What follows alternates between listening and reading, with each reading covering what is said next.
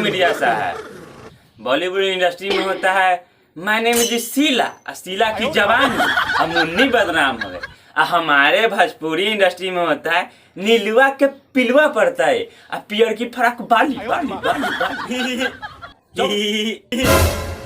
अच्छा ये बताइए, भोजपुरी सॉन्ग से आपको क्या दिक्कत? अरे मीडिया साहब, कोई दिक्कत नहीं है।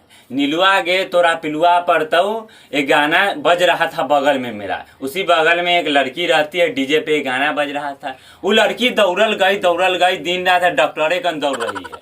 वो लड़की को लग रहा है ऐसा गाना सुन के कि हमको पिलुआ पड़ जाएगा। वो दिन रात दवाइये घसैत रहती है। बताइए ये गाना से कितना प्रभाव पड़ा है वो लड़की के शरीर पे?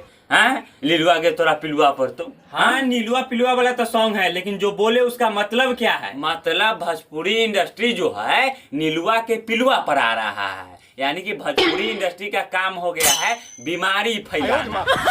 हमको तो ऐसा लगता है कहीं कोरोना का जो माहौल चल रहा है, कहूँ भोजपुरी इंडस्ट्री तो ना कोरोना फैलाया है मीडिया साहब।